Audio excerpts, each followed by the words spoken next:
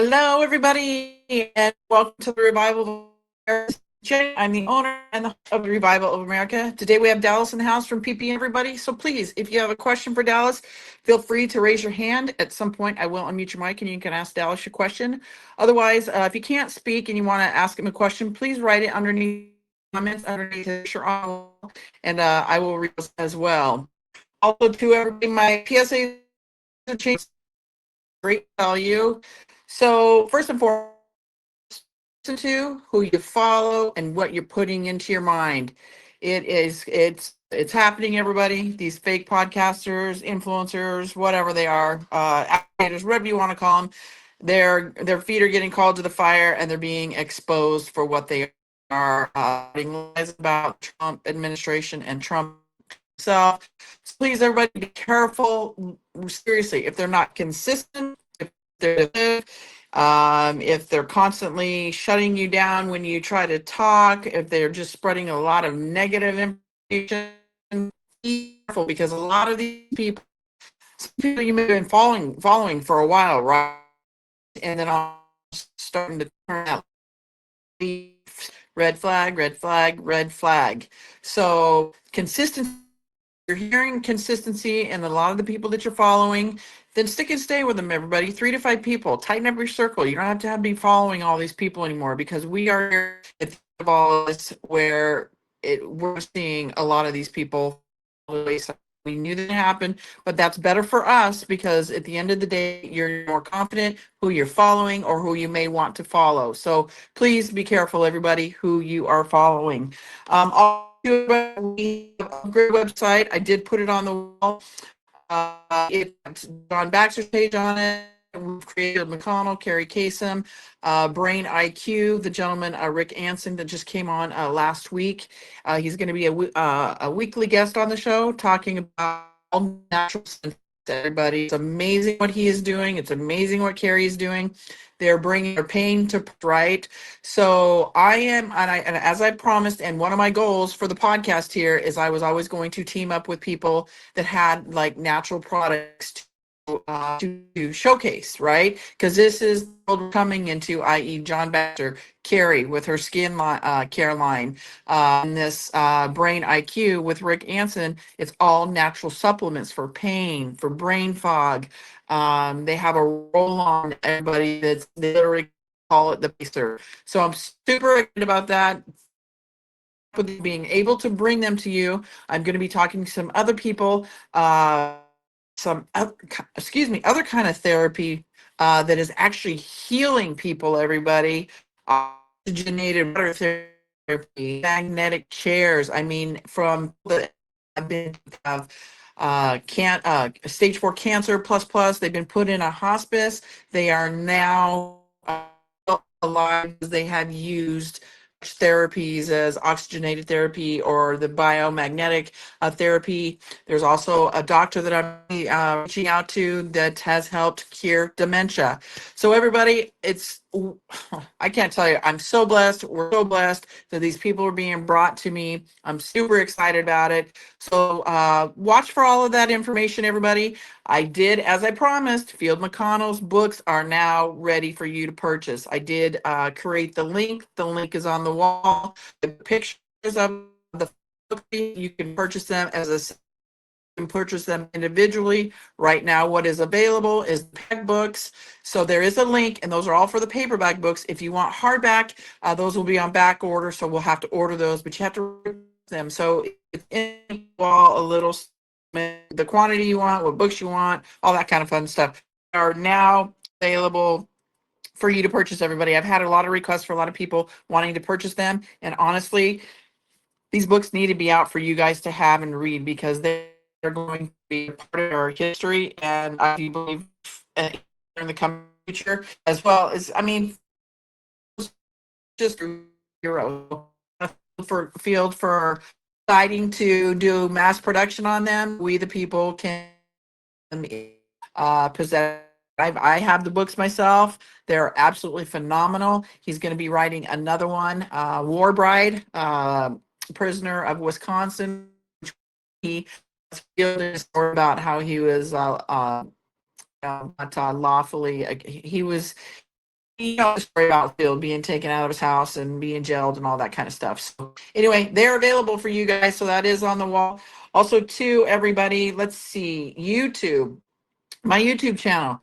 Everybody, if you're not following the YouTube channel, please do that because I'm noticing shows that I have, people are having challenges in hearing them.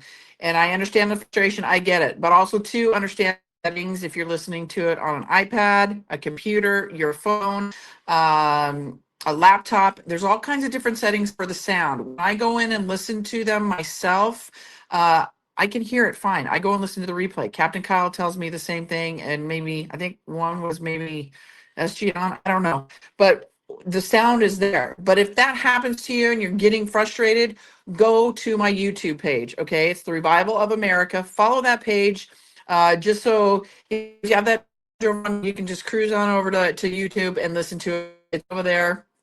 So, follow a couple of places, everybody. I'm everywhere. So if you can't hear it on Rumble, you can find me on YouTube, The Revival of America, Rumble at JERREAD.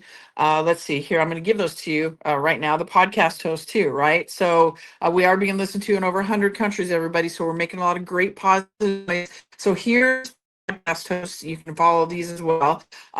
It's iHeartRadio, Spotify, Anchor, Apple, Google, Breaker, PocketCast, Podbean, Riverside, Amazon Music. Social media, as I already just told you, YouTube, Revival America, Revival America right here on Telegram. Jenny Facebook at Jenny_Jeread at JJeread True Social. Rumble is at JJeread, and then Instagram as at JJeread. And TikTok is the official at the official JJeread, or yeah, at the I'm trying to do better and get some stuff up there. I put a couple things up there today, so that's super cool. But yeah, so if you guys have those challenges, please cruise on over to YouTube, and you should be able to find the podcast over there. Website, the American, all of the podcasts are there. So if you just want to go to the website, everything's there. John Baxter, Field's gonna have a page. We're going to have them for the children. We're recreating those couple days.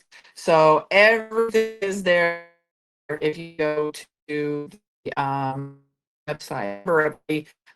When it comes to these supplements and carry stuff, they have created a discount code for all of my audience members, John as well, because they want you guys to be able to take advantage of this great stuff. Like I said, it's all natural. I'm super stoked about it. So check it out, everybody. The podcast I did with Carrie and today is phenomenal. We'll be on next week again. So if you have questions for either one of them, bring your questions, and those will be on Wednesday. Let's see. Also, too, everybody, if you have a journey or a story to tell, please reach out to me at troations@yahoo.com.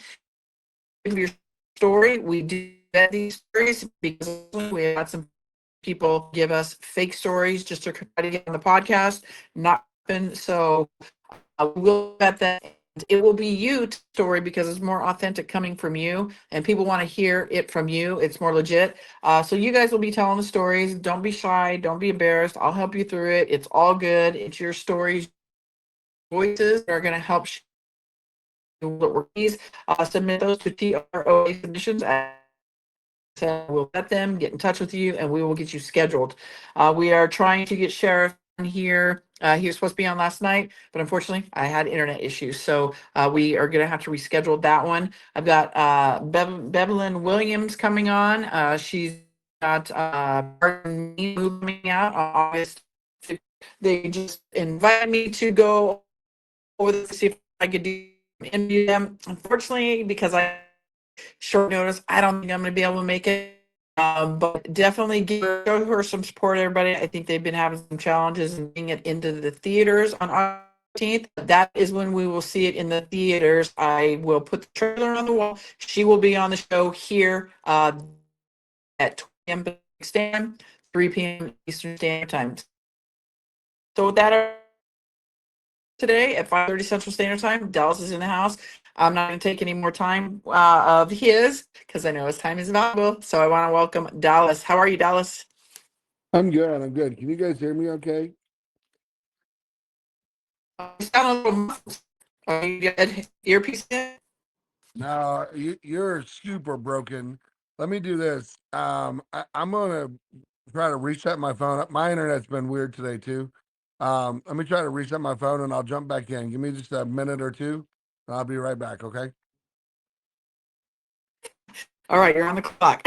Get Dolly back. So again, just have a question for Dallas throughout this. Raise your hand. I will unmute your mic, or you can write your question underneath his picture on the wall. Also, to everybody, we Jason Lemire, he's going to be coming on my show next Tuesday, the 12th. If you know who he is one of Trump's faith counselors. He's I think what he did is he created Pastors for Trump. So he is going to be on my show next Tuesday at 7 p.m. It should be a really good show as well. I'm worried about that. We'll be next week. John on Monday. Derek will be back on. Trying to get Troy Let everything XRP on as well. So with his schedule and my schedule, having day jobs and then doing this in our spare time, I'm trying to get so. I'll that show line up here probably on Saturday this week. So hang on there, everybody. We'll wait for.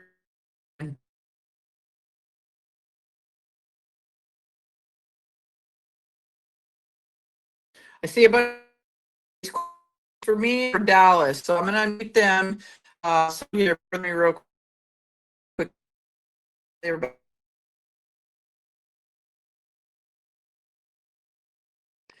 All right, Miss Patty, me or do you have a question for Dallas? Jenny, I just want to tell you, honey, you're breaking up really, really bad on your end. That's all I wanted to say real quick before Okay, you start. let me go. Let me go out. Okay, did you hear anything I said? Any of it? Barely. I'm Oh back boy. in. Okay, hang It on. sounds better on my end, but Dallas sounds Let me go great. out and come back in, everybody. well, while you're doing that, I will actually. I think I can see the board. There were some good questions that I saw coming up. But while we're waiting, just glad to be here. Uh, Jenny is just going. I hope I know you guys do, but I hope you guys realize how much energy and work Jenny puts into. Real quick, hang on a second, Dallas. How can you hear me now? Go Uh, ahead and speak some more, Can you Jenny. guys hear me? yeah, I can hear you now. You hear? Yeah. Can She sounds gargled to me. do I Yeah, Dallas or still no? broken. You're cutting out too. All right, hang on, everybody. I'm gonna shut down my phone and then I'm gonna come back in. Hang on, everybody.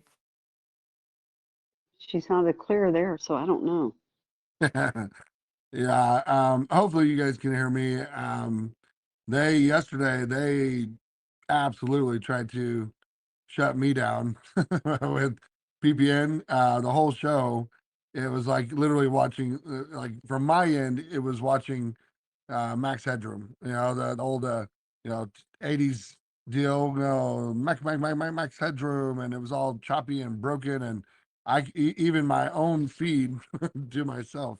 Um, but what I was saying is, I really I hope you guys give Jenny credit for what she's doing and how hard she's working and just what she's building, because it really is quite amazing.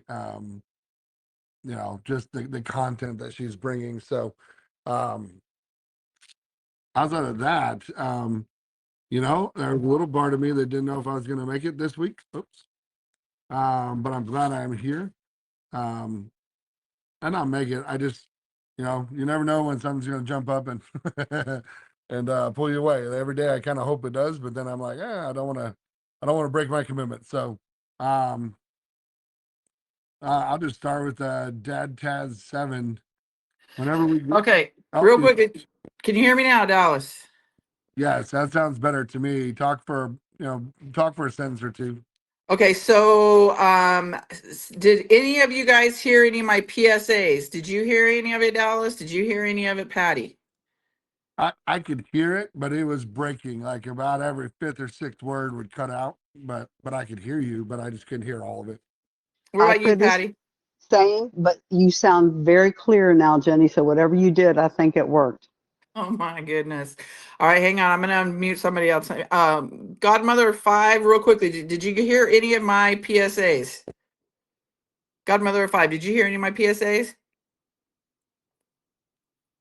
Yes or no? Okay, moving on. All right, well, everybody, I think we'll let Dallas do his thing, and then at the end, because I think a lot of you guys will want to hear. I don't know if you guys heard about Field's books. They're up and ready to go. The new website. So I don't know if you guys heard any of that, but I definitely want to share that. And then of course, for those of you that are having challenges and listen to some of the podcasts over on Rumble, you guys can cruise over to my YouTube page at the Revival of America and listen to whatever podcast you guys are having challenges hearing over there, because I post them everywhere. Everybody, I'm not hard to find. So, okay, I'm gonna be quiet now. Dallas, how are you doing? No, I'm great. I was just sharing with them. They've been hitting me super hard yesterday. Um, like my even though I showed full internet, strength, my feed on PPN was so broken and chopped, and uh, I myself, my own feed and Chaz looked like max headroom. Um, so it's been kind of crazy. I don't know what's going on with Rumble. Rumble's having all kinds of problems. But Okay, good. So it's not just me. Like, okay, cool. no, no, it's across the board from what I can gather. We'll Uh, see. So what I'm noticing is when I do a podcast through here, Telegram, it records great. You can hear it great, and then I upload it to an MP4. It's great. Sounds great. And then I think it's between taking it to an MP4 and uploading it over to Rumble. It's a Rumble issue or it's somebody's settings on their phone, computer, whatever it may be, TV. Because when I replay I replay all of my podcasts, I can hear everybody okay. I mean, somebody may cut out like maybe one because bad connection or whatever, but for the most part, the whole podcast is there. So I'm glad you said that, because I was working with Rumble yesterday and I was getting really frustrated. Even to do a live, something is different when you're clicking on things to add people as a guest. I don't know. It's crazy. yep, yeah. So they try to improve, I guess, and sometimes a fairly prominent podcaster truther person said the other day, when it's not broke, why do you keep fixing it? Exactly. Just makes it more complicated. But I'm glad to be here. I really was a little bit concerned that I might not be able to make today. Um, but almost every day I kind of hope that I can't. but um, I'm here. I'm actually expecting um, some pretty decent news here this afternoon, this evening. Um, but from what I'm being told, things are progressing. Um, you know, I it's funny because I almost said, they're progressing greatly, and but I is it really greatly, because it's slow. but um but what I'm being told from the highest, and it's reassuring because I keep hearing it through all different people, but it is moving, it is progressing. Deals are being cut and they're being finalized, and world courts and the BIS, which is the Banks of International Settlement. I mean, everybody seems to be on the same page, and there's lots of tests being done. I heard on Monday that there was, across the country, there was several hundred people that had student loans wiped out. Just they just they woke up on Monday morning and their student loans were forgiven, and they were all different values, a couple thousand to, tens of thousands.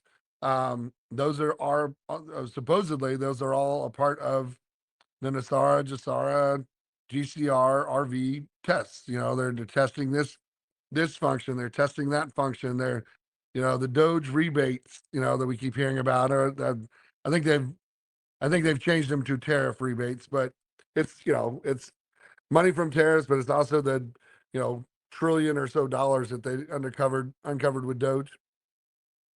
And Those then Oh, go Can ahead. you talk too? Because since you're talking about this, I think Trump just signed an executive order. What was it? The Sovereign Wealth Fund? Is that what it is that he just signed? Well, that's what I think that's what he's doing at four, or he's going to talk about it at 4:30, 3:30 my time. But yes, I believe that's what he signed a couple of them, right? Like this is like the third one. So I don't know if they're adding on to the original or if they're creating multiple funds. I'm a little bit confused because I have not taken the time to go back and read through the two that I know he's already signed in direct reference to this sovereign wealth fund. So I don't know if they're adding onto it or if they're creating multiple funds, but that's the word on the street is that that's what he's going to announce here in just a few minutes.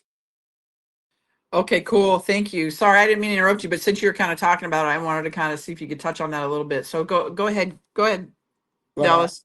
again, just it seems to be really, really positive. It's frustrating. It's frustrating to me personally.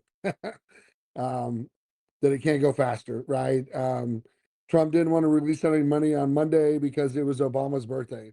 Well, I could give two rips about that jackass's birthday. Like if money came on Monday, I wouldn't immediately associate it with Obama. Oh, it was his birthday, so we got money. No, Obama has nothing. Well, I mean, in my mind, he's completely irrelevant, other than the fact that he tried to. He didn't try, but he pretty successfully, executed a coup.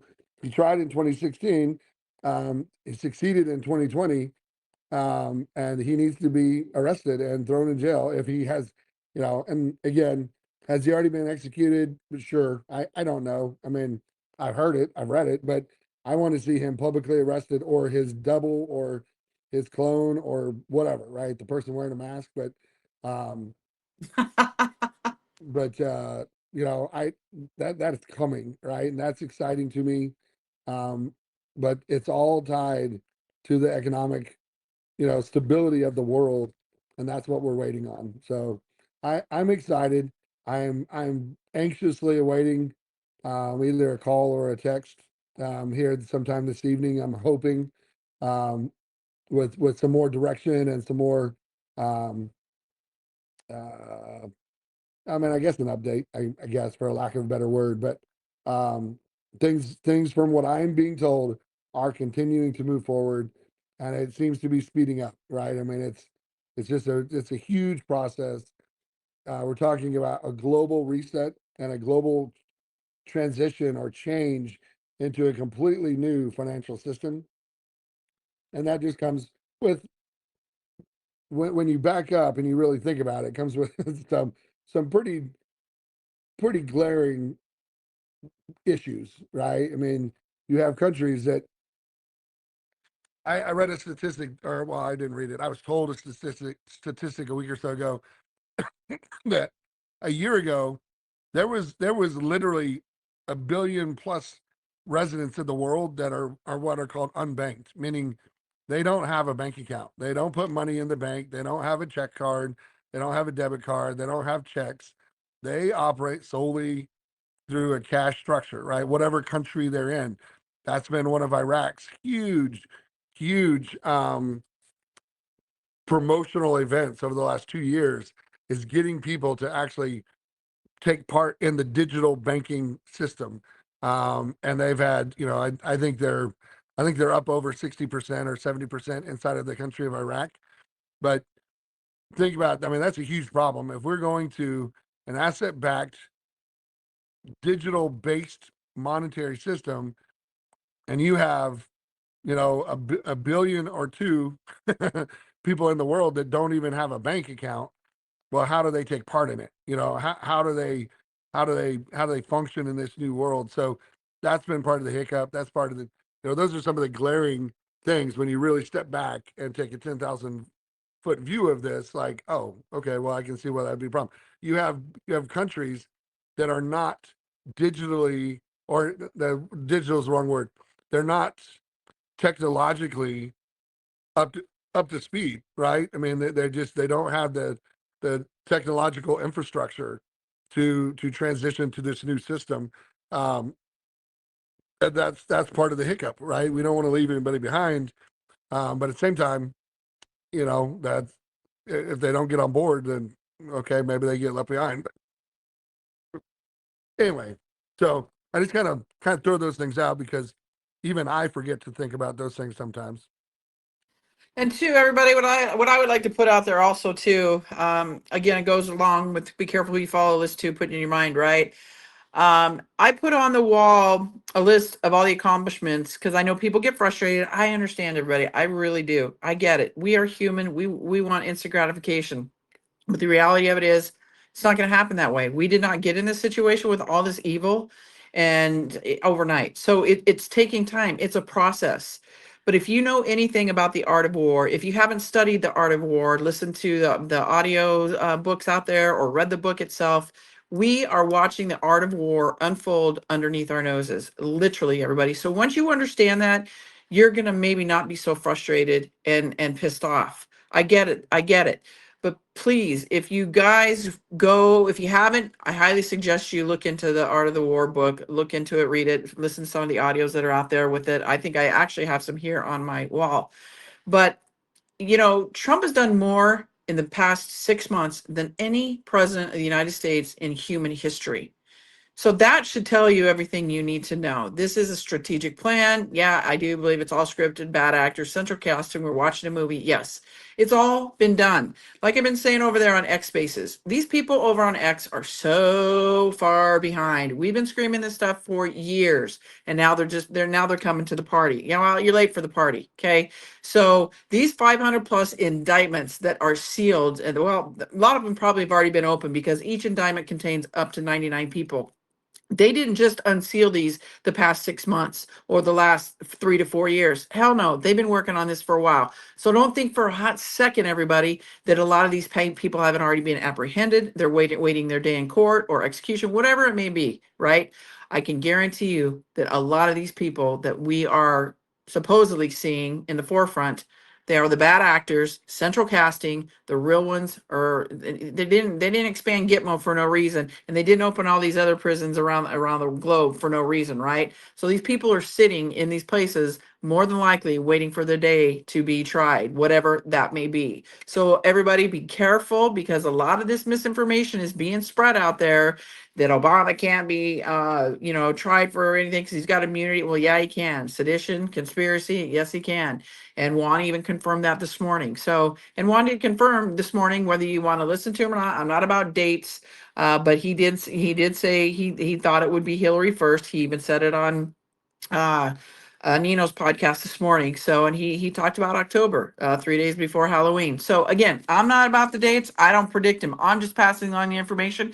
If you don't like what I have to say about that, that's fine. You don't have to say anything. Keep the negative comments to yourself. Or, I posted something on the wall, keep the negative comments to yourself. Just move on from the post. You don't have to believe it. Just wait and see, right? But the arrests are coming. Many people are already telling us they are coming. So have some more patience, everybody. We're in it. We are in this storm, and I do believe here going in through August, September, October, into the fall, winter, it's gonna get bumpy. It's already spicy out there, buddy, but it's gonna get caliente.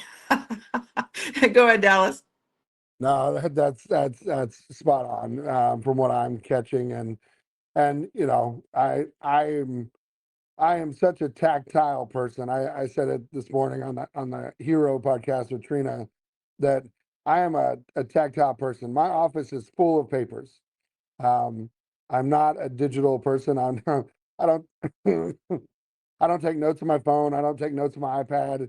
I write notes and I print things off. If you send me something that I'm interested in reading, I don't read it off my computer. I print it and I read it physically and I hold it with my hands. And because I'm such a tactile person, um, I need and I want to see and feel and taste and touch and hear, you know, this stuff. But the reality is that I'm not in the right place, right? I'm not in the DOJ. I'm not Tulsi Gabbard. I don't get to put my hands on this stuff, but it is coming. And, you know, we just have to kind of put our own, what I would call my own selfish wants and desires. I need to kind of put them on the back burner, um, and just let this thing play out. And, you know, Obama, he's got presidential immunity. Well, first and foremost, they blew that straight out of the water when they arrested Trump, a former sitting president. So there's already precedent, but there is no immunity for treason, period. Amen. End of story. And that's what Obama and his entire cabinet, and Hillary and Bill Clinton and their entire cabinet, and all of these dirtbags at the highest levels, they have committed treason, and there is no immunity, there is no escape.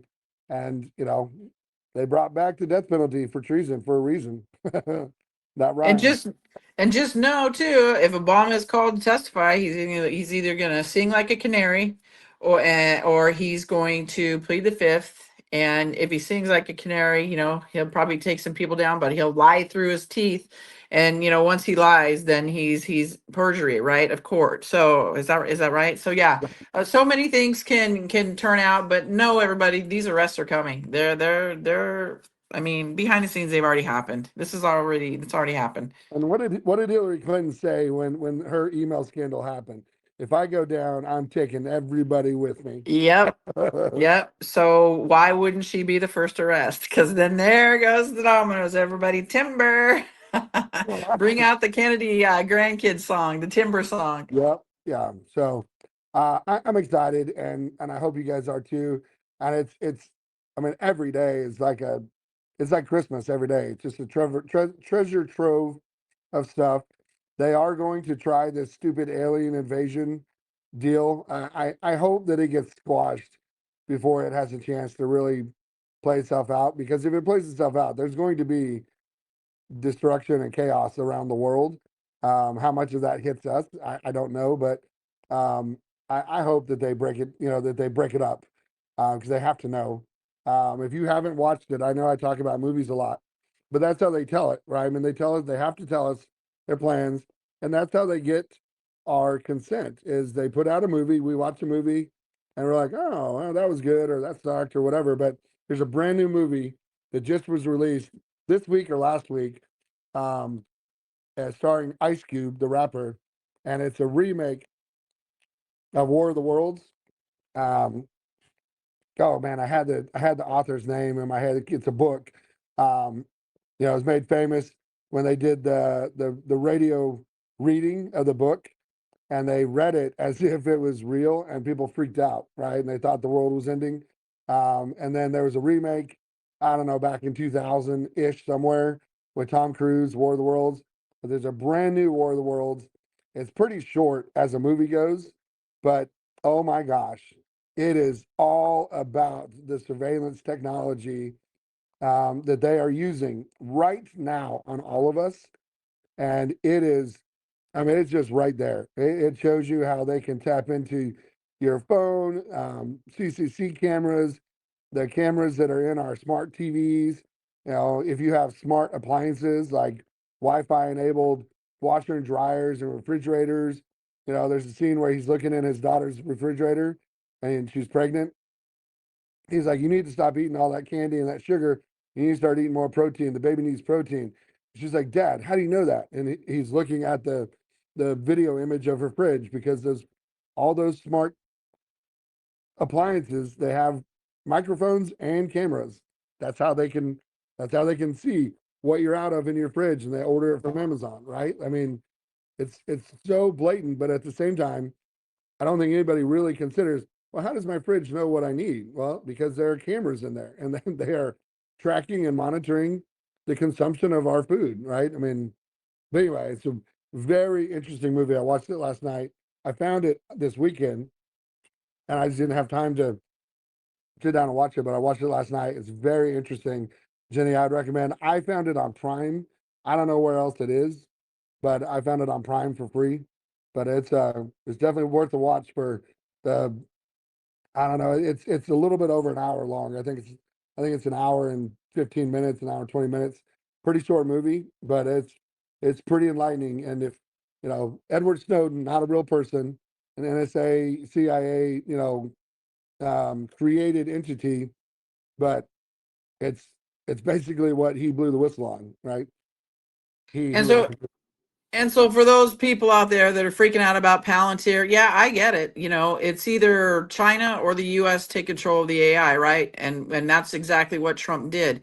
And this is exactly what Trump is doing is he's trying to combat the evil part of this AI. So that if you look into Palantir and those three little goofballs that he brought up to the stage that people are like, you know, saying, "Oh, Trump's a part of it. He's signed in the $1 billion deals with these people." Well, guess what? We're going to take over AI, so China doesn't, and everything used for bad can be turned into good, and everything bad, everything good, everything used for good can be turned into bad, right? So vice versa. And Captain Kyle has said often that they have destroyed a lot of the bad AI that is underneath our feet to combat all of this. So and AI is not of God, everybody. So and God wins. So you got to be careful who you're listening to, because a lot of these people out there spreading this crap about AI, they've already got our information. Look, they know our food consumption. What are you freaking out about? They already have your medical information. Why are you freaking out? This isn't anything new, people. But you got people over on these other platforms that are screaming this kind of BS, and they're putting this stuff out there, and people are falling for it, and that's the scary thing. So, Yeah. so with that, everybody, okay, you want to go ahead and go into questions now, or should you have some more stuff to tell us? No, let's do some questions. All right, let's do some questions, everybody. So I have a few. Well, what? Nobody's raising their hands. What's wrong with you guys? Hello. You don't have any questions for Dallas? Shocker. Okay. All right, Dallas. So I have some questions here on the backside. Let's see. From Dad Taz 7. Whenever we get our money, would we still use financial advisors to help in making more money in the stock market, or will that go away? Is this a crazy question? And second question, will the 3 credit bureaus go away? Thank you both for what you're doing to get the news out. Stay safe. Yeah, second one, the credit bureaus will go away because our credit will effectively be wiped to zero, right? I mean, will we use credit in some way in the future? Possibly, but it'll be structured completely different. So the 3 credit bureaus will definitely go away. Will we use wealth managers to make more money? Absolutely. The stock market will also be stripped down. All the because AI is what controls the stock market right now. It's called Aladdin. Look it up. But it's owned and operated and created by BlackRock and Vanguard collectively, right? They own 50% of each other, so it's really one big company.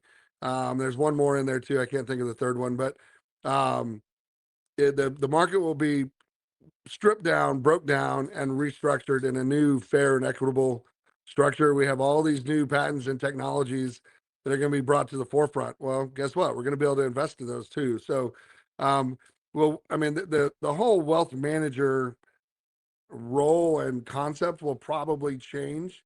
That's literally why I got into this, because I knew a change was coming, and I just couldn't quite put my finger on how it was going to change, and I still don't have a definitive answer to that, but I know that there are already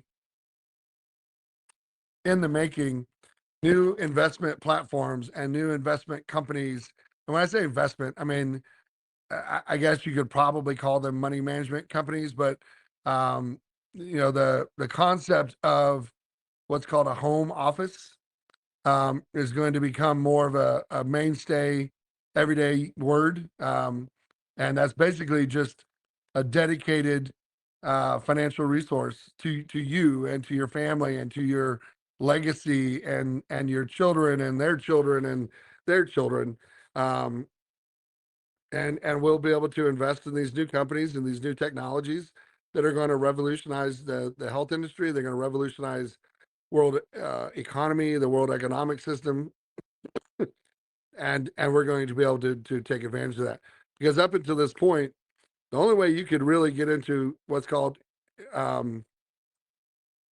just lost the word, institutional investing, is if you had a gajillion dollars or you were a part of a huge hedge fund, right? I mean, you had hundreds of millions of dollars to invest in these things, and what you and I get to invest in is not institutional investing.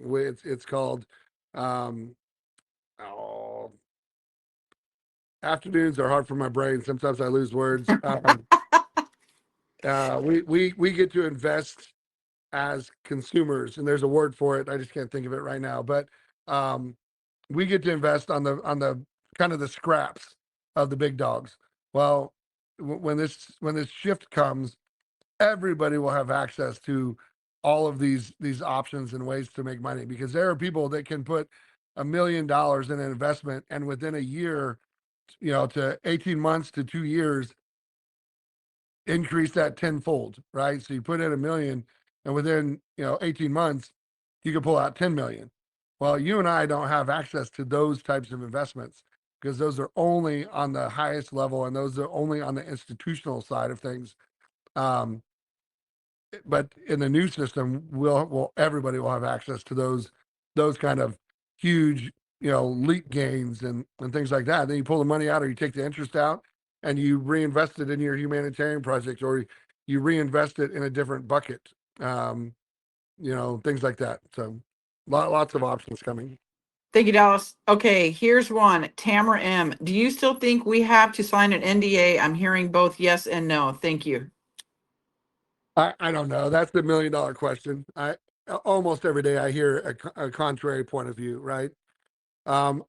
If we do, if everybody has to sign an NDA, in my opinion, it's purely to try from an institutional level, try the best they can to protect us from ourselves, right? And what I mean by that, and I've talked about it pretty openly on this podcast in the past. In my almost 15 years of being in the financial world and being a money manager and a risk manager, I have watched families and lives implode over $5,000, $10,000, $100,000, right? I've told the story. I've told it many times. I had a particular client who got a $300,000 life insurance benefit from her grandmother. She had to go to California to sign the paperwork with the attorney and take custody of the money. Before she left, I had built and put together a very comprehensive strategy and plan for all of that money, the whole 300,000. And most of it was going to make sure that her two sons, who were, I think at the time, 5 and 7, or 6 and 8 or something like that, that they were going to have plenty of money to go to college, and have money to buy a house when they got out of college. I mean, it was really designed to protect her from herself, because I knew who she was and I knew her tendencies. Well, she came back with $75,000 from California. She was in California 4 days, and she blew $225,000. That is more common than not, right? And so that's literally why I got into this, is because I've watched people just absolutely blow up their world because, oh my gosh, I have money in my account. I can go, do crazy things. If there is an NDA that is universal across the board, we all have to sign one. It is going to be to try to protect ourselves, or protect us from ourselves. If the redemption centers, if the rates are fixed, right? If there's a fixed rate for the Vietnamese dong, and a fixed rate for the Iraqi dinar, and a fixed rate for this and a fixed rate for that, there's not really a need for an NDA, because originally the NDAs were discussed because, well, they didn't want you talking about your rate, right? Well, I got this and I got this. I hear both. Excuse me. If they are fixed, there's not really a reason for an NDA. If they're variable, meaning, one person might get this because you have that, you have more of one kind of currency or something else, then yes, an NDA might be warranted. But if they make us sign NDAs, more than likely, from my perspective and what I've been able to ascertain from all of these people that I gather information from, it's really to protect us from ourselves, so we don't go tell our whole family, hey, I just became a millionaire, right? Because families get weird when that happens. When money comes in and you have some and they don't, oh man, people get ruthless, and the most ruthless are your family. So, short answer, I don't know. I don't think that an NDA will necessarily be needed in most cases. But if we do have an NDA, read it, read the whole thing. Don't just sign it. Read it. Make sure you have a copy, and write exclusions on it. Right? I mean, I'm going to want and need to talk to my wife about this process. So if I have to sign an NDA, I'm going to put her as an exclusion on my NDA. I'm going to say, well, I need to be able to share some of this with my wife, so I can talk openly with my wife before I sign it. I hope that helps.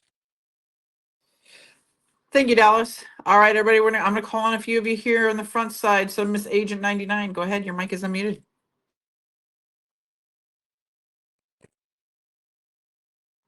Go ahead, Agent 99. Your mic is unmuted. All right, going to move on, everybody. Brad Swanson. Oh, Can you there's hear your- me? Go ahead. Sorry about that. Trying to make this as concise as I can. Dallas, my son has a friend who lives in Venezuela. He's a co-worker. He gave him, or maybe he bought for a little bit of money, $1 million of Bolivar, mainly because he thought it'd be a cool thing to be able to hold $1 million. And I told him, I said, hey, I think this might be worth something. He doesn't even think that it will be.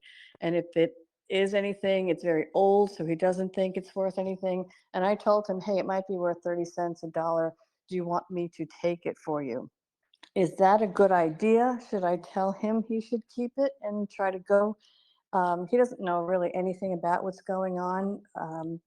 So I'm just kind of looking for some advice to give him as to whether or not this is worth anything, if I should just take it to my appointment or let him try to do it on his own, but he doesn't know much about it. It's definitely going to be worth something. So make sure he holds on to it. I have been pretty open about, if I'm not a fan of randomly giving currency to other people that are not in this, are not listening and are not keeping up, because they're just gonna be clueless when they go, if and when they go, not if, when they go to exchange it, right? Mm-hmm. If it's his, then you probably would want him to, as silly as it's going to sound to him, write a letter of either gift to you or a letter of um, like a power of attorney kind of statement, that I give my mother, full authorization and right to exchange this currency on behalf of me, right? On behalf of your son. Right. But a million, again, not to be flippant, but $1 million Boulevard is nothing. Right. You know what I mean? Like Right. it's a very small amount in the concept. Now, if it goes for 30 cents and he gets $300,000, it's going to be a lot of money to him. But $1 million Boulevard is a very small amount, because one of the smallest denominations they have is $1 million, right? So basically, like walk around with a $1 bill. Yes. But I would probably take it and do it for him. But Yeah. I would just, again, I don't think they're going to even bat an eye if you walk in with a 1 million Sobrano. They're like, hey, where'd you get this? Right? They're not even going to ask. But to CYA, you might have him write something, sign it, date it. You don't have to get it notarized or anything like that. But he writes it, he signs it, he dates it. You sign and date it. And I would just keep it with you. I wouldn't necessarily, well, hey, this is my son's money. That's not how I'd present it. I would just put it Okay. in with yours. And if for some crazy reason they ask, like, oh yeah, I have a letter, right? But again, that's one bill. You might have smaller denominations, especially if it is an older rendition of it. But Yes. I would take it so that you at least have an idea of what's happening, because it'll just be a fish out of water. All right. So that would be a letter from him to me. And as far as where he got it from, is that an issue at all? No, I mean, especially if he lived there or worked there or has a His direct friend tie. did. It's Yeah, his, I he's a mean, co-worker. So yeah, it just, I mean, again, it's such a relatively small amount in the currencies that we talk about.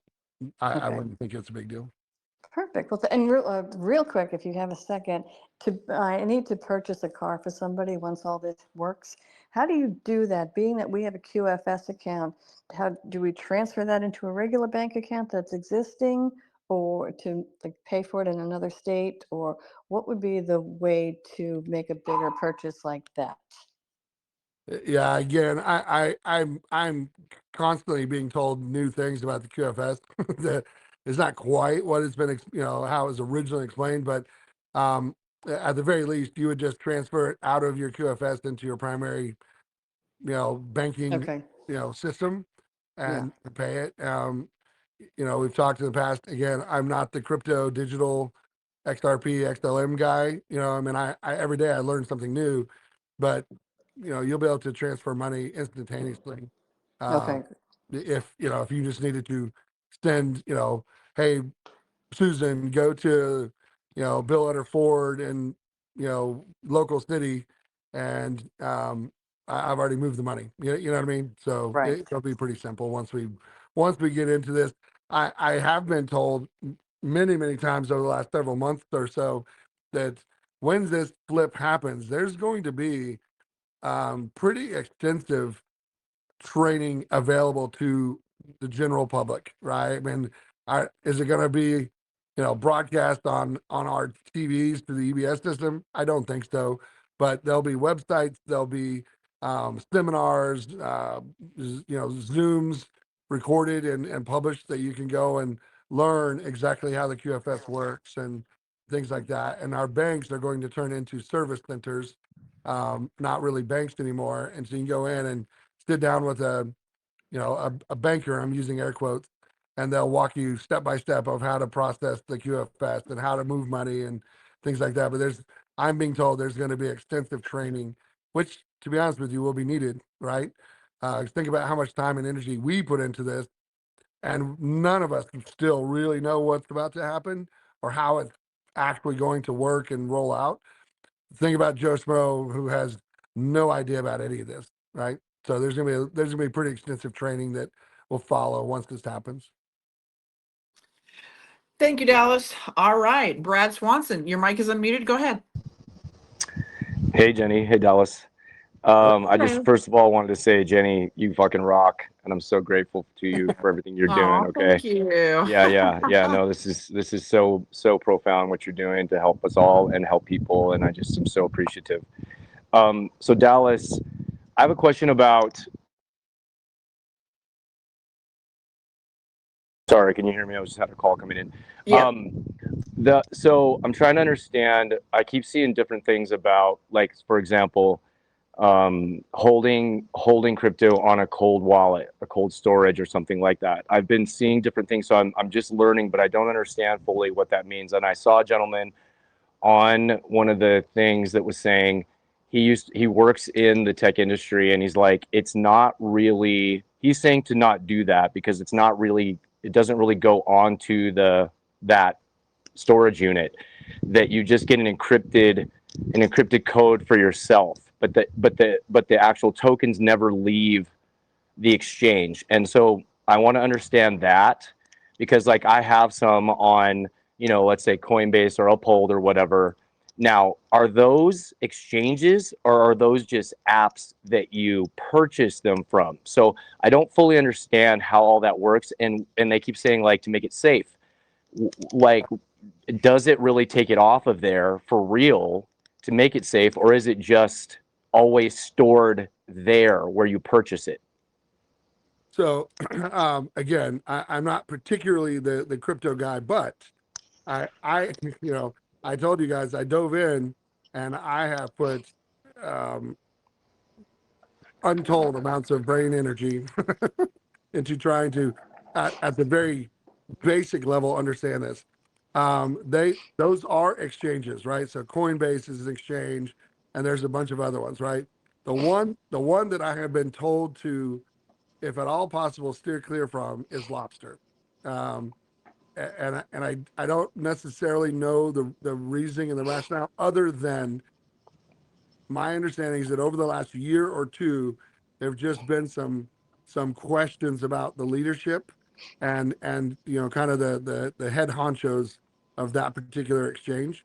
Um, I I have a ledger cold wallet, right? That I theoretically, as far as I know, moved it off of the exchange, which is Coinbase is the one I use, um, to buy it. And then I moved it to Ledger, and then I took it off of Ledger and put it onto my little Ledger zip drive, right? But when I log into Ledger, it shows me what I have, right? So to your question, is it physically off there or not? And what I'm beginning to kind of ascertain is when you move it off of one of the exchanges onto a cold wallet, if something were to happen, let's say, and I'm going to use Coinbase as an example because that's, Coinbase and Ledger. Right. So Real I moved, quickly, real quickly, hang on, Dallas. Brad, can you mute your mic, hon? We're Oh, getting sorry. back. Sure. Oh, Yep. no, you're good. Thank you. so Ledger, for whatever reason, I can't buy, like I couldn't buy XLM, or I'm sorry, XRP on Ledger's exchange because I live in Texas. I don't know why, but they have a block, right? So I had to buy my XRP and my XLM on Coinbase, and then I could move it to Ledger because that's what I was using for my cold wallet. But when I log into my Ledger, account, even though it's on my cold wallet, it still shows, I have X amount of XRP, X amount of XLM. It shows it growing and going up and down and all that stuff. What I believe, the cold wallets, if something were to happen to the Ledger website and my crypto was taken right off of my Ledger account, I could then use my 25 word password, right, that I have to use to access my cold wallet, and I could pull that back, right? Or I can verify, hey, no, I still have my digital currencies. What was taken was fraudulently taken, and I can verify it. That's a very, very entry level basic understanding of why the cold wallets are recommended. I find it very suspicious that all of these people are now coming out and saying, "Oh, get your crypto off of your cold wallets and put it back onto the exchanges." Well, why would I want to? I mean, it just it's kind of like, hey, stop using your debit card and just, you know, just give your debit card to whoever, and it would be cool, right? Um, so Yeah, he watching him, he seems, I pay attention to energy and stuff, and he seems really reputable, like just energetically what he's saying to me. And it was more so like he also just said there might be times also when you go and you've taken it and you put it on your cold wallet, and then you go to plug it back in and you can't get back in. And so I'm just observing. I'm like, just like you, I'm new to this too. I'm brand new, but I really appreciate all your information, and I'm just taking it all in because I'm like, I'm not going to live in fear. First of all, I'm not going to live in fear about any of this. I know it's all God and the betterment. Like, truly, that is what's going to happen. I just am really trying to understand the technology and how it works, and be safe about it. Just be safe about it, but not from a place of fear, right? So that's I've listened to you and I've listened to all your instructions and stuff, and I'm just like, I'm good. That one thing, I just keep seeing that conversation back and forth where people are like, it's literally every other one is going, take it off, put it in a cold wallet. The next one's like, no, just leave it on the thing, like, and it just goes back and forth. And I'm like, the one thing he said was, it doesn't ever really leave. He's like, you're crazy. He's like, I'm in this tech. It doesn't ever really, those tokens, they don't really leave the place. Like, yes, you purchase them, but they're not really leaving the server or whatever. And I was like, that actually makes sense to me, because how, I don't understand how that would happen. Well, and to what I was saying, right? Like when I log on to Ledger, how does it still tell me what I have, right? If I moved it all to my cold wallet, how does it still know what I have, right? So does it really physically leave? I don't know. I don't know the answer to that. But Right. I think that the danger in cryptocurrencies right now is if I lose my 25 word password or somebody else gets it, well, they now have direct access even to my my money in my safe, right? If you're going to look at it that way, if I take cash out of the bank and I put it into my safe in my house, but somebody steals my safe, well, okay, I just lost my money because eventually they're going to figure out how to get into it, right? They're going to break it or destroy it or weld into it or whatever. But I think a lot of the back and forth has come from the fact that the exciting part and the dangerous part of the crypto world for the last 10 years is it has been the Wild West. There have been no regulations. There's been no like set parameters for how you store it, how you transfer it, what you can do with it. And I think what we're catching is as Ripple gets out of this lawsuit with the SEC, and they're starting even on a governmental level, right? Which the whole thing about crypto is that it's decentralized, right? Nobody's supposed to be able to control in or out, but at the same time, when you have no rules, well, then you have chaos. And so I think what we're catching is as it is evolving and it's getting less of the Wild West and a little bit more uh, regulated. And I know that that's kind of like a 4-letter word in the crypto world, but I think you have to have some guidelines in order to protect everybody, if that makes sense. Now, too many guidelines, then you start taking protection away, and that starts becoming control. But I think what we're catching, from my perspective, is this transition from the wild, wild west to industrialized cities, right?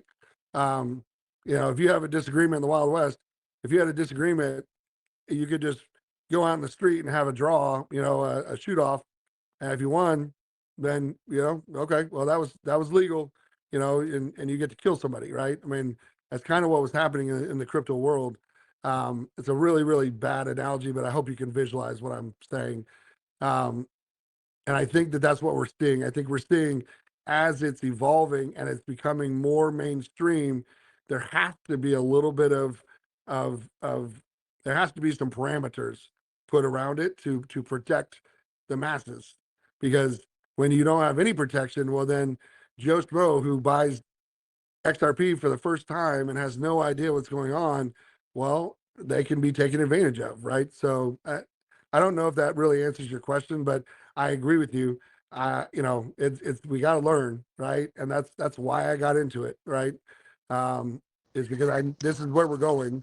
Yeah, I guess the only thing to dovetail on what you're saying is, for me, I just want everybody, again, as this new potential possibility of wealth, true wealth is coming to us, to not live in fear, right? To not live in fear, to do the due diligence. But I'm not worried. Like, I have no fear about it. I really am. Like, I'm listening to all you guys. I'm in my own spiritual journey and awakening, and I'm like, and it's, it just is bringing up all these other fears for all of us that we've all had about money, right? That it's always been. And that's where I'm like, yeah, I want to understand it. I do want to understand as much as I can, because I've always had, I've had a major resistance to the old system. Like, I've always known it was corrupt, like deep in my soul. And so this new system, I'm educating myself. I'm learning. I'm wanting to understand for real, from a place of love, just like what you were saying, to never have to be deceitful or manipulative or anything, no matter what the amount is. You know what I mean? And that's the whole point. So that's why I'm just wanting to understand it. But I appreciate you, man. Appreciate you always, your time. And Jenny, you both rock. Thank you, guys. And I'll Thank you, tell Brad. one of the things that I admire about Trump the most is that Trump is a very, very smart human being, but he doesn't know everything, right? Like, he's not an expert in every aspect of life. And what Trump is really good at, especially if you go back and you follow like the Apprentice, series, Trump wasn't the mastermind of everything, and he found people that were experts, and those are the people that he put in charge and he relied on. I am very much the same way, right?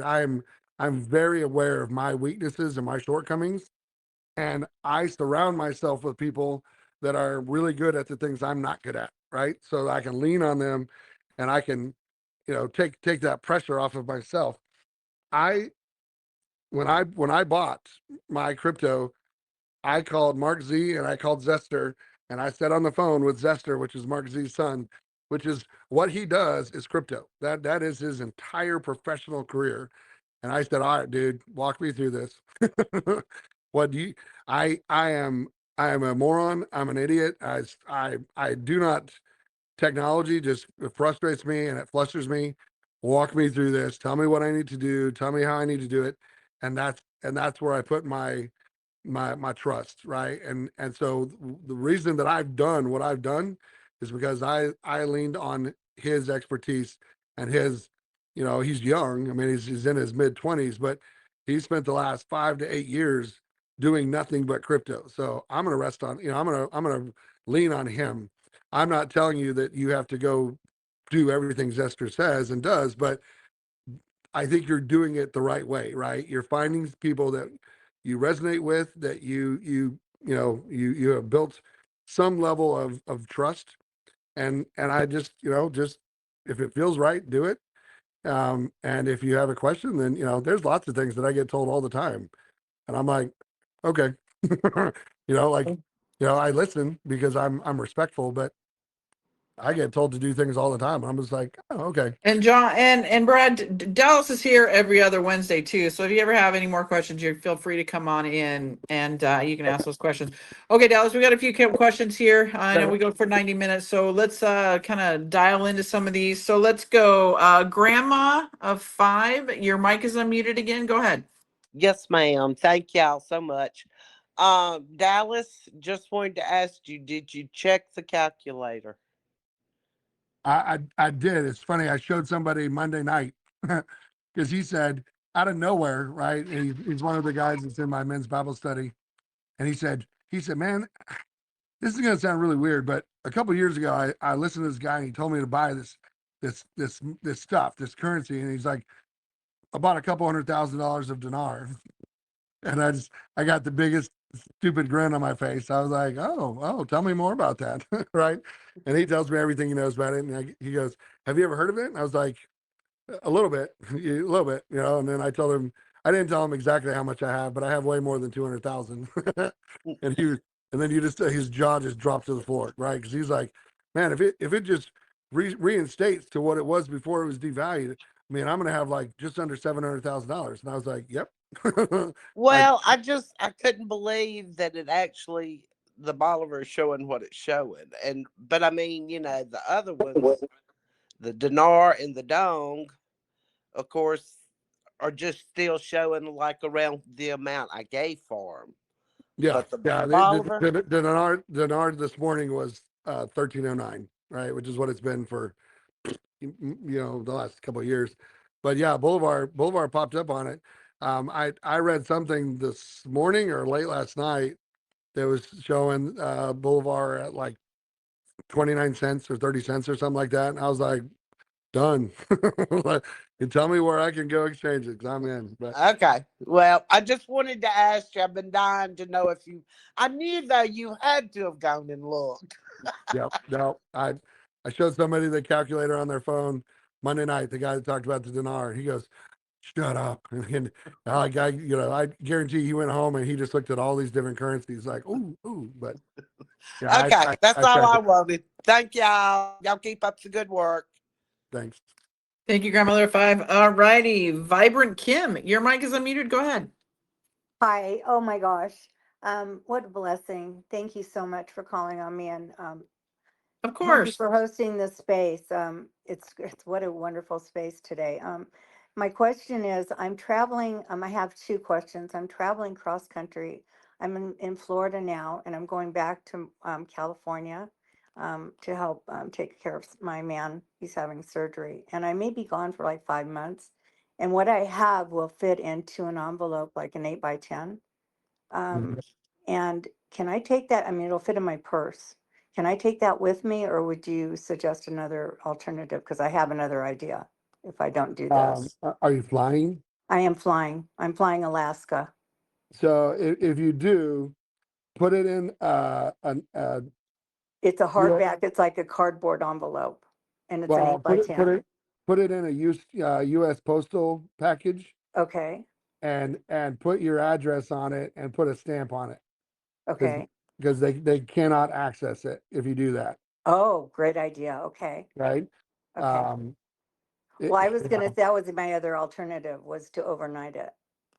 Do and that. that's an option as well, right? I mean, Oh, I would insure it okay, definitely. Okay, and all that, but okay, if you travel now, you wouldn't want to travel with hundreds of millions of dollars of foreign currency on you, but if you put it in an envelope, a US postal envelope with an okay. address and a stamp and seal it, they can't open it.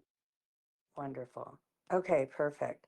My second question is, I did invest, the first time I did invest, I was scammed, and it was because I thought I could change it. Somebody in QFS, they got me through my email. So the second time I invested, and yeah, I was told to put it in a either cold or hot wallet. We're talking crypto now, and I just to, the amount that I knew I could lose. So I did that with Descent, and it was Stellar Chick on X was giving me that advice. So I got it in a hot wallet, but I don't know what the difference is in the cold wallet and the hot wallet. Now, do I need a card for the cold wallet? I mean, a cold wallet, to my understanding, is just it's basically like a thumb drive, right? I mean, it's disconnected from your computer, it's disconnected from the internet. I don't Uh, particularly know the difference between a hot wallet and a cold wallet. I don't know if I could articulate that. I'm sorry. Oh, that's okay. Alrighty. I will keep asking, but thank you so much for your time. Appreciate it. I Yeah. appreciate you both, you too, Jenny. Oh my goodness, I follow you both. Blessings to your Thank you, Robert mentor. Kim. Thank you. All right, let's see. Julie LaPlante, your mic is unmuted. Go ahead. Hi, thank you for both of what you do. It's amazing. I have a question, Dallas. I know some people that only have $100,000 in dinar. Do they go to the redemption center or do they go to a bank? I would still go to a redemption center because my understanding is that we should be offered a higher rate at the redemption center because they're specifically trained to exchange these foreign currencies. A bank is going to give the street rate, whatever that is, and it should be less, right? So even though it's a smaller amount, I would still go to a redemption center. And everybody's going to get the same contract rate, do you think? Well, I can't say that Okay, emphatically. I don't think that people are going to get the contract rate because the contract rate is a contract with the US government. okay, But again, my understanding is that the redemption centers should and will offer a higher rate.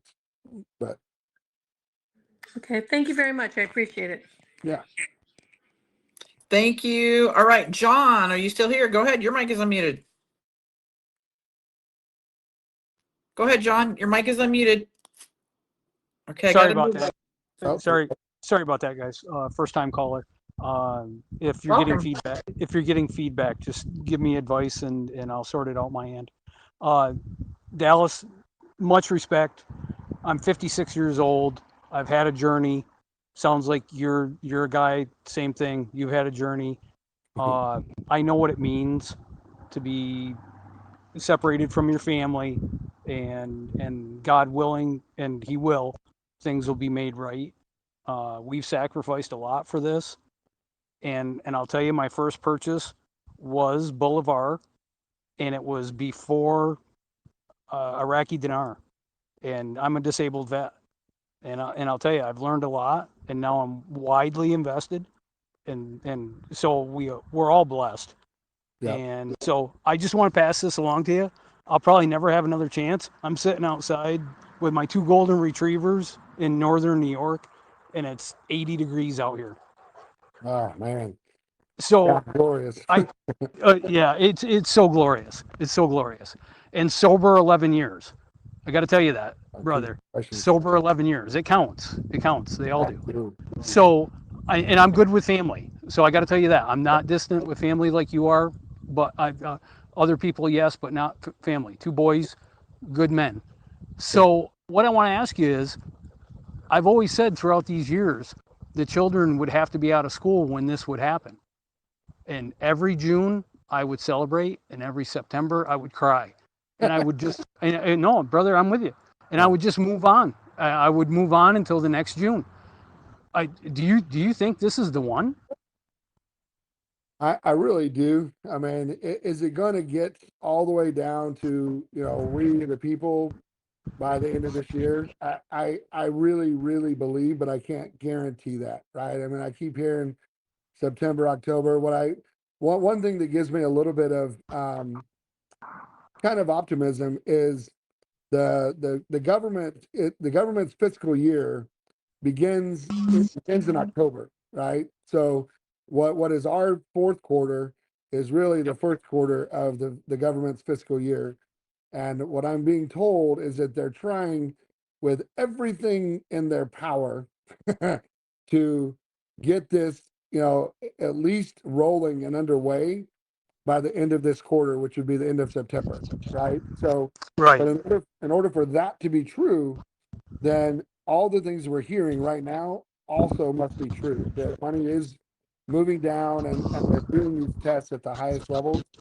Oh, I'm with you, brother, on that. I'm with So, 100%. Listen, these guys can't keep their faces straight long enough to do a 20-minute podcast anymore. You and I know it. Come on, you and I know it. Let's not play games here, okay? I'm a kid of the 70s and the 80s. I had to learn how to read people. I want to see your face when I talk to you.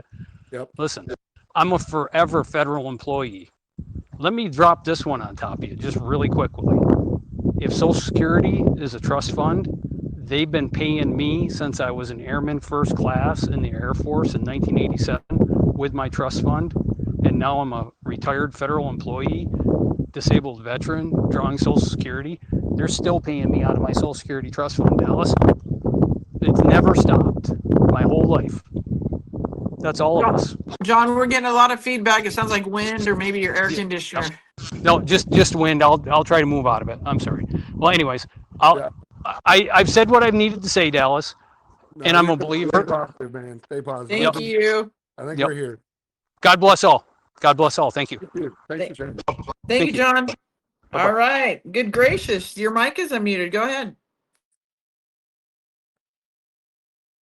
Go ahead, good gracious. Your mic is unmuted. All right, everybody, I got to go on. Dallas gives us 90 minutes of his time, so we got about 20 minutes left. So let's see who's next. Regina Bryant, your mic is unmuted. Go ahead. Wait, isn't that Mean Girls? Isn't that on Mean Girls, Regina Bryant? Go ahead, Regina. Your mic is unmuted. All right, everybody, I got to move on. Ron Walters, your mic is unmuted. Hey, I got one or a couple questions here. I picked up a $10 million Zim bond. Is that going to be worth anything? I know that the Trillion series was what was specifically brought into play to kind of change the focus from growth and money to humanitarian, but it's going to be worth something. It's just going to be worth a fraction of whatever the trillions will be, but it should still have intrinsic value. I mean, Zimbabwe is gold backed, and they have been for over a year, so they have a lot of resources in that country. So I think it's gonna be worth something. What I couldn't even begin to guess, but it should be worth something. Awesome. I picked it up for $1. Hey, you're gonna get more than $1 back. I'll tell you that. All right. Thank you. Thank you. All right, let's see. Susan, 1776, your mic is unmuted. I'm sorry, my husband must have pushed the button. He had my phone. But thanks for all you do, both of you. We appreciate it. Thank you, Susan. All right, Lee, your mic is unmuted. Go ahead, Lee Roberts.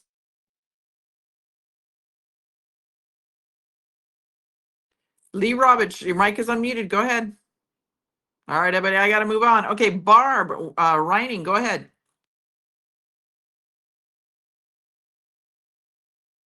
Barb, your mic is unmuted. Guys, if you guys request a mic, please be mindful of Dallas's time. My time, we typically do 90 minutes, and we're coming up on that in about 20 minutes. So, Grace, I'm going to go ahead and unmute your mic. You go ahead, Grace. Go ahead, Grace. Go ahead, Grace. Your mic is unmuted. Hi, Jenny, and thank you guys for all that you do. We really appreciate all of you. I have a quick question. I have a friend who doesn't have a lot, but she came into a little bit of some cash money, USD, and she wants advice. My husband are very diversified across the board in all kinds of digital currencies and other currencies. And she wanted to know what would the best purchase be that's not in the digital assets, that's more of a foreign currency. What would you say to that, Dallas? Is there something you would recommend for somebody starting out that doesn't really have a lot of extra cash, but she does want to invest what she has extra into something? Thank you again, and God bless all of you. Thank you, Jenny.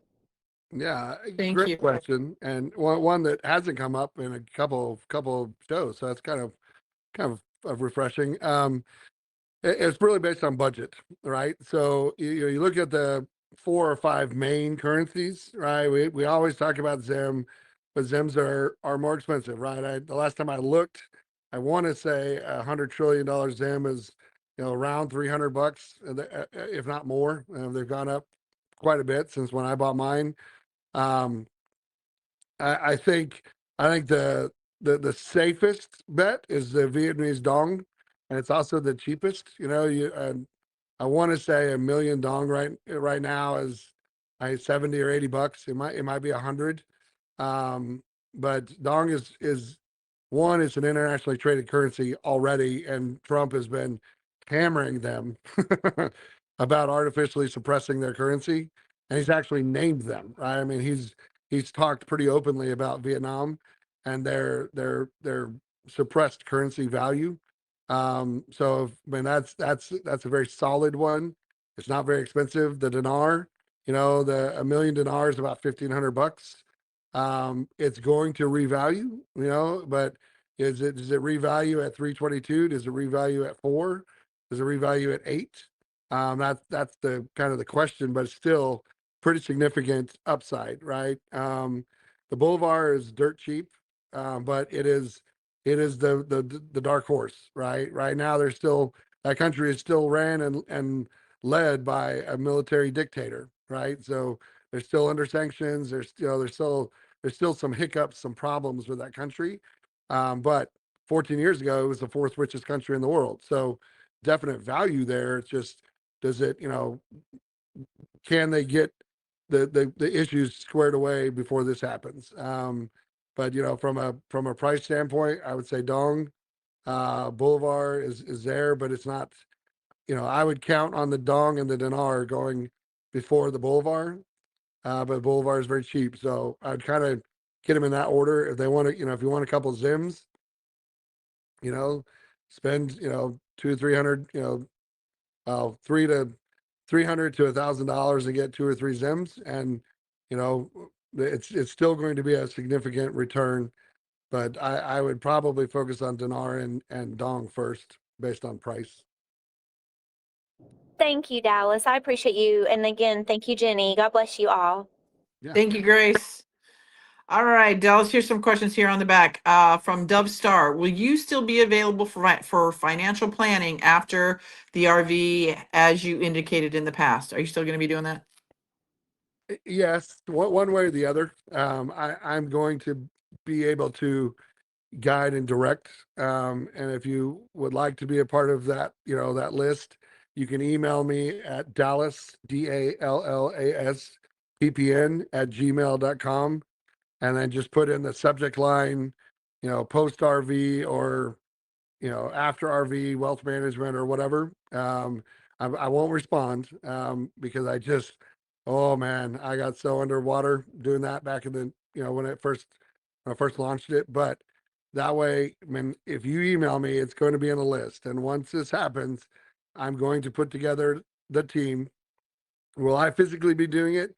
Maybe or maybe not, right? But physically. Will I be physically doing all the paperwork? Probably not, but I'm going to put together a team.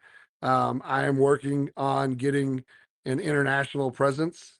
So, if you don't live in the United States, my team should still be able to guide and direct you in the right places to the right people. But yes, my plan is to, my plan, I made a promise and I don't break promises. So I will help anybody that has sent me an email and requested help after this. All right, thank you, Dallas. Okay, let's see. I already read that one? Okay, this is from Sophia. At our RC appointment, do we need to present a global project? I have heard yes, but some say no. Thank you, Dallas. I look forward to this every 2 weeks. Oh, good. No, it doesn't have to be global. I mean, it could be something very micro, your local community, your local little town, maybe your school district. It does not need to be international. They are looking, what they are really looking for, and what I'm being told Trump is really looking for in the humanitarian side of this is employment. Trump wants people to employ others, right, and to help lift up the entire United States economy. Does that mean you have to employ hundreds of people or thousands? No, but if you have a project where it's just you and you alone, you'll probably get funded. But if you had a project where you're going to hire 5 or 6 or 10 people in your community and help them, raise themselves as well, then you're probably going to get more funding if that makes sense. But you don't need an international one, no. Thank you, Dallas. Okay, here's one from Renee. When referring to bonds, what exactly does that mean? Yeah. In the big picture, when they refer to bonds, what they're really referring to is historical bonds, i.e., German war bonds, railroad bonds in the United States, um, other kind of war bonds or government bonds, is kind of the first level. The second level is what's called historical. Oh man, every time I try to say it, I forget the word. Um, iniquities, I think is the right word, and those are like the golden dragon boxes, like the golden yellow dragon, the green dragons, there's black dragons. There are other historical bonds that are there's one that's called the golden gun box. It's the golden gun, but it's not like a real gun. It's just a gun, gold shaped in the form of a gun, and it comes with golden bullets, and they're all, like they have filigree all over them. They're really pretty. I've seen pictures. Um, there's a golden Buddha that's like 10 feet tall and like 8 feet wide. It's solid gold. Um, there are golden carriages, which is, it's a box, but when you open the box, it has horse-drawn carriages that are all made out of gold, and they have value because they're made out of gold, but really the value comes from the historical significance of the creation and the longevity of that particular um, uh, piece, right? Um, that's when they generically refer to bonds. Where it gets really confusing is that the trillion Zim notes are technically bonds, right? So if you have $100 trillion Zimbabwe, what they call dollar, but it's the verbiage on it, the paper on it is the same verbiage as a bond. When people talk about the bonds, they're not referring to those. They're referring to the boxes, because the box of Zims has 40,000 $100 trillion notes in sequential order that have been verified and processed and have letters of certification. And there's all kinds of, there's like 100 steps you have to go through if you have a box of bonds. The Zims that we possess, the singular notes, technically are bonds in the way that they were structured, but that's not how they're going to be redeemed. So when they refer to bonds, they're talking about full boxes. Like because I have 10 Golden Dragon bonds, but their value is infinitesimally less than if I had a full box of 10,000 Golden Dragons in sequential order that were verified and all that stuff. And I hope that makes sense. Thank you, Dallas. All right, let's see. Got some more questions here. Where did it go? Bear with me, Dallas. Sorry, it went away. Disappeared. Okay, so that was from, oh my goodness, that was from Renee. Okay, Dallas Fuller says, Dallas, how will the RV affect IMF? International Monetary Foundation or funds. I assume that's what he's referring Correct. to. Yes. I mean, my understanding is that they're a part of this, but there was a whole lot of corruption within that system, and that's part of the delays. They've had to clean out all of the corrupt players in the IMF, right? Along with the BIZ, which is the Banks of International Settlement, and the World Trade Organization, which is what Iraq, was approved and was officially joined a few months ago. All of those organizations were corrupt at the highest levels, and they've had to, clean out the corruption. But it will it continue to be a thing in the future? I don't know. I'm possibly, but it will definitely, the whole structure of it will change beyond the changes that have already taken place. Thank you, Dallas. All right, here's another one from Renee. When will the 401k, PSP, employer plans recognize gold, silver, etc. as investments and not collectibles? So frustrating that I cannot invest via my 401k while I'm still employed at my firm. Oh man, talk about punching me in the face. Um, when No. when Trump announces that we are officially a gold, silver asset-backed currency, then it will instantaneously switch and it will be available. That's been probably the most frustrating thing for me personally, being in the investment financial planning world for so long. I begged any of my brokers, and I had access to thousands of them, and I mean big giant companies with hundreds of billions of dollars of assets under management. Give me a gold and silver option. I can roll over billions, hundreds of millions of dollars at a minimum, right? And none of them would do it because there's just a lot of they did a really good job of making gold and silver a pariah in the investment world, even though it is what has been the backing of every financial system to ever exist on the planet, right? Except in the very beginning when cavemen and women were trading rocks and shells, right? But as soon as Trump announces that we are officially an asset-backed currency and we're an asset-backed country, then it will I mean, it won't be immediate, but it will come into play fairly shortly after that. Thank you, Dallas. You did great on that. Thank you. Okay, here's one from Bear's Mama. Dallas, can you please explain the demonetized term that shows up on foreign currency available for purchase? Thank you, Jenny. You're Yeah, welcome. Thank you, it's Dallas. Go ahead. it's currencies that are no longer in public use, right? So the Zim Trillion series, they produced them and distributed them in 2008 and 2009. In 2010 or 11, they stopped recognizing them as an official currency, so you couldn't use them anymore. The bolivars, right? Every time they change the currency, well, then the old ones technically become out of date, right? It's kind of like, if you guys remember, I can't even remember when it happened. I think in the late 80s, early 90s, when the new 20s and hundreds and 50s came out, and they were redesigned and the colors were all weird and they had that strip in them, and everybody was like, what is this garbage, right? um if you have one of the old bills, you probably would have to take it to a bank to get if it's $100 bill, to get $100 worth of value for it. If you take it to a store, they're gonna, especially now. I tried to use a $50 bill at Starbucks the other day because I needed to pay for my daughter's tennis lesson, and the lady wouldn't take it. She's like, I can't take a 50.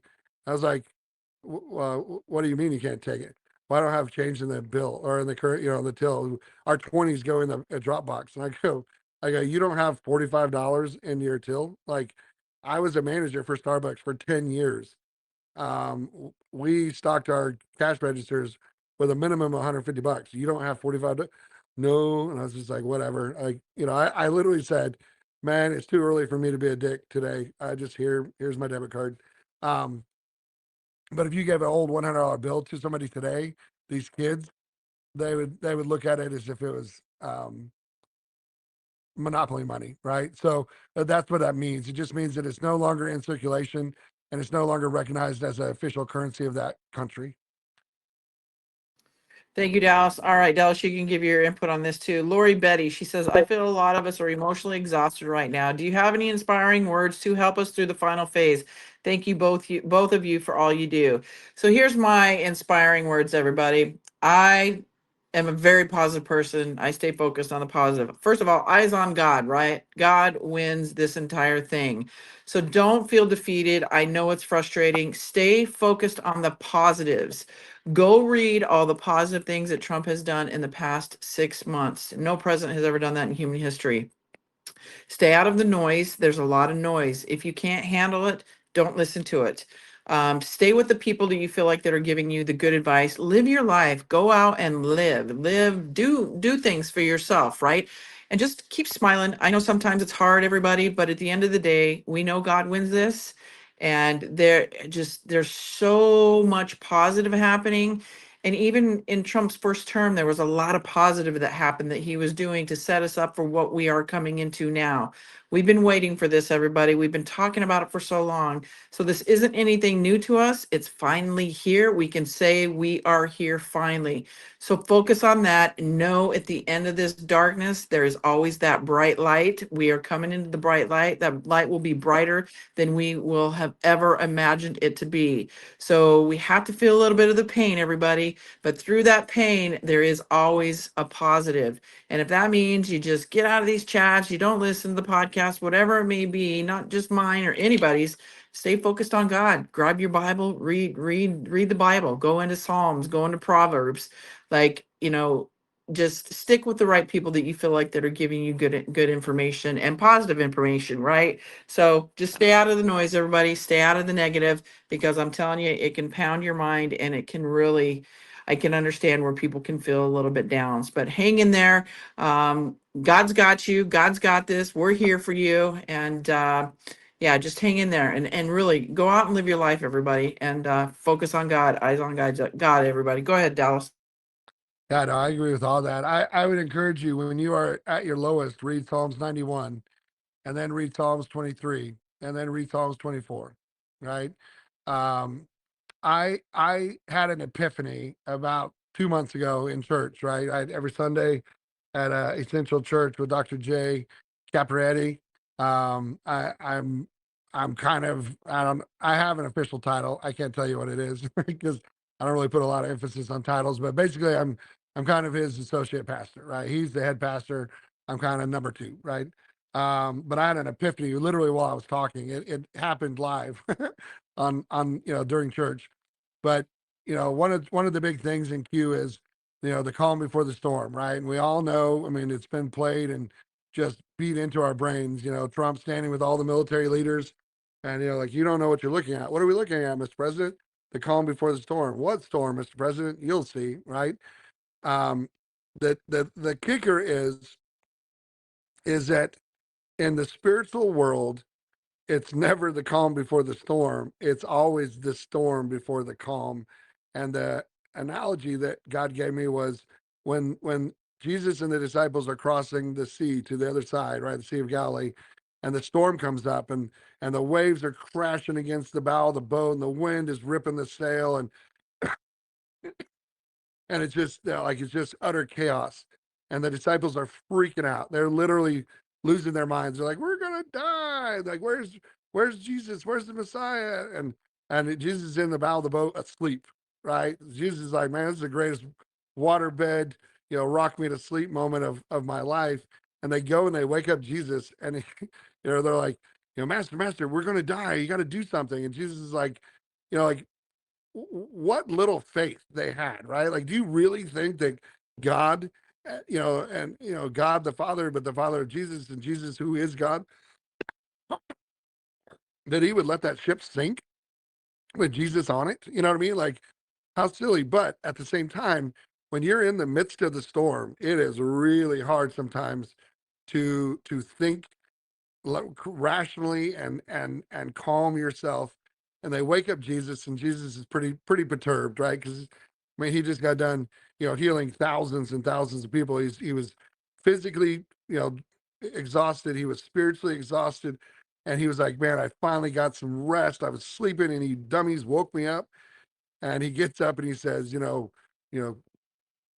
all you got to do is pray. And he says, wind, stop, rain, stop, wind, stop, waves, stop. And everything stops, right? So they were in the storm, and then they were in the calm. And that is, I think it's the greatest analogy of where we are, because we're in the midst of the storm, right? However you look at it, whether you look at it from a Q perspective, or you look at it from Trump's perspective, or you look at it from a spiritual perspective, we are smack dab in the middle of the storm, and the calm is what is to come. But we also have to remember the author of fear, the author of deceit, the author of depression, the author of anxiety is not God. It is the devil.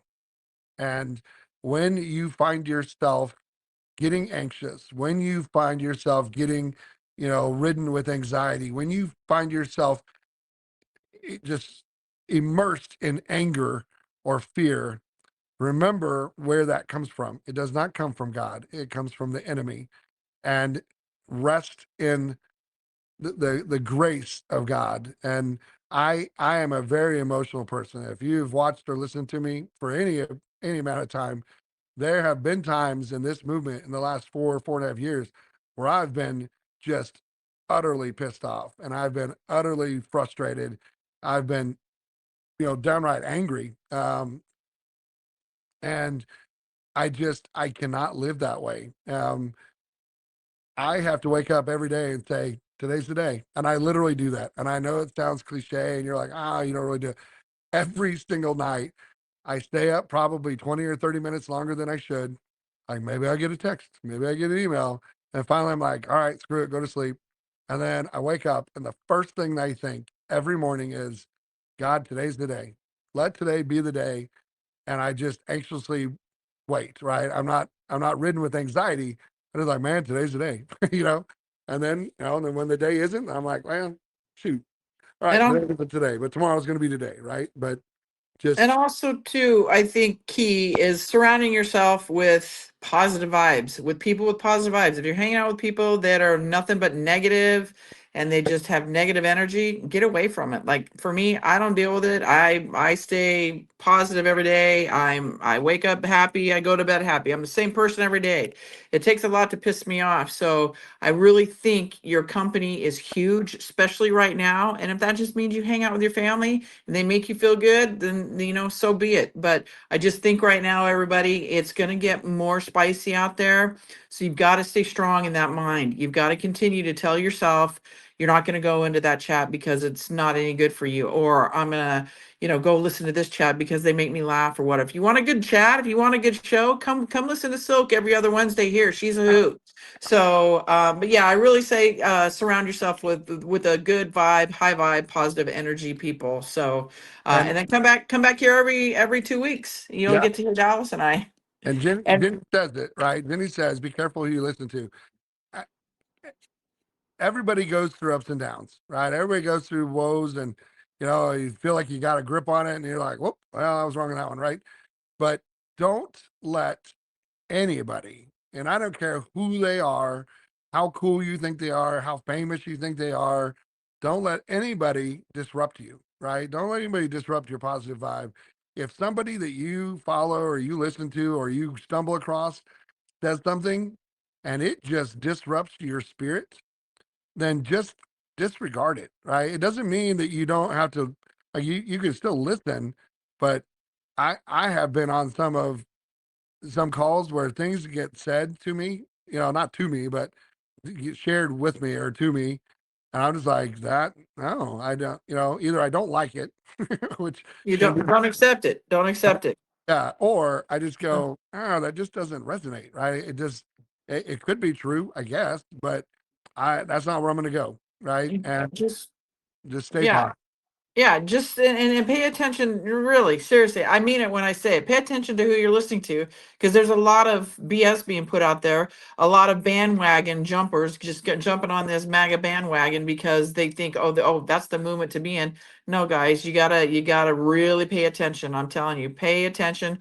Follow your podcasters that you like wherever they're going. If they're doing an X Space or if they're doing going on and doing a Rumble show with somebody, whatever, follow them around. If you're happy with that one person, stick with them. But I always tell you, 3 to 5 people, tighten up that circle, everybody. It's time to pick a side. And with that, everybody, come back here for Captain Kyle. He'll be here in about 40 minutes. So bring your questions for Captain. And of course, Dallas is here every other Wednesday. So Dallas, we'll see you in 2 weeks. Yeah, I want to tell everybody, if you guys have not and you want to follow my wrestling ministry, we are now broadcasting our shows live. So this Saturday we have a show. We had a show last Sunday with our kids. It was sold out. It was amazing. The kids, golly, they impressed me so much.